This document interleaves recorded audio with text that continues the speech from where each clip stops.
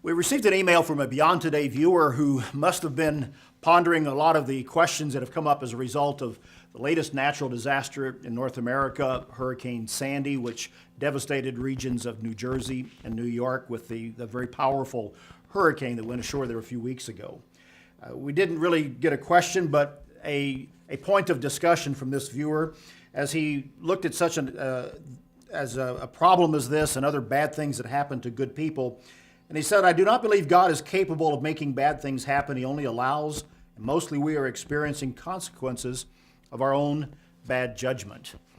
He's speaking to people's questions and concerns about why there is suffering, why the righteous and the wicked suffer together, especially at a time of a great natural catastrophe such as a hurricane on the force and scale of Sandy. Mm-hmm. The hard part is that's a huge question to try to put in just a little capsule of just a moment or two that we have today.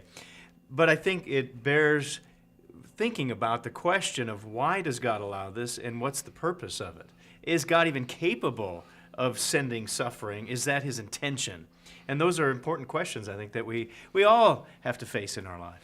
The answer probably is far beyond us here today, but there's one statement from Scripture that at least we could put up to consider. It's in Genesis chapter 18, verse 25, when Abraham has a discussion with God as God is about to deal with the cities of Sodom and Gomorrah, the well-known story there in the Bible, and they're negotiating over, well, God, will you destroy this whole area if you could only find 10 righteous people, is what it came down to. And God said, well, no, if you could find that many, I won't do it. But as we know in the story, he couldn't even find 10 people. But Abraham put the question to God in verse 25. He said, far be it from you to do such a thing as this, to slay the righteous with the wicked, so that if the righteous should be as the wicked. Far be it from you.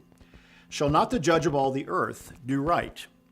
In that question, Abraham asks, perhaps is the starting point to come to some answers to this age-old question of why suffering.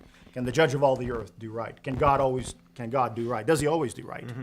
And that's a rhetorical question, isn't it? It is. Because God does do right. I think one of the challenges when we ask this question, why suffering, is we forget our perspective on what this world is all about.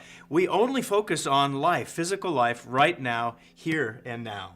And that's a misconception when we only focus on that, because that's not the way God looks at things. He doesn't look at just the physical things.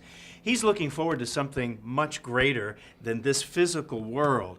And so we've got to look at things from God's perspective and see that this life, this world, this physical existence that we have is not what it's all about. God's got a bigger plan. He does. And though he has set in motion on this earth the natural forces such as a hurricane, a tornado, earthquakes, volcanoes, and other natural disasters that do take lives, that do create a great amount of destruction, nonetheless, it is God's earth that he has created, and God is ultimately responsible. He is in charge of all that does take place, and he does allow things to happen. But in his allowing certain things to happen here or there, who are we to say that that too is not a part of God's greater purpose and plan, even for people in this physical life? And perhaps for those of us who observe this, even people on the ground in the affected areas, the real important need is to turn toward God for answers to deal with even the suffering that comes about, rather than turn away from God in blame. Maybe the thought that just came to my mind as we were considering this is Romans 8:28. Maybe this should be part of the question too. That says all things work together for good to those who love God. So why suffering? Well, we might not be able to answer that specifically, but somehow God says and promises he can even work all of those things for good. So can we look forward to that and see how God brings about good even from the suffering that we might be surrounded with? I think we can, and we must, and one must always look to God and seek those answers even in the midst of a trial and a time of suffering, to learn to come to know really that judge of all the earth and his righteousness. That's BT Daily. We'll see you next time.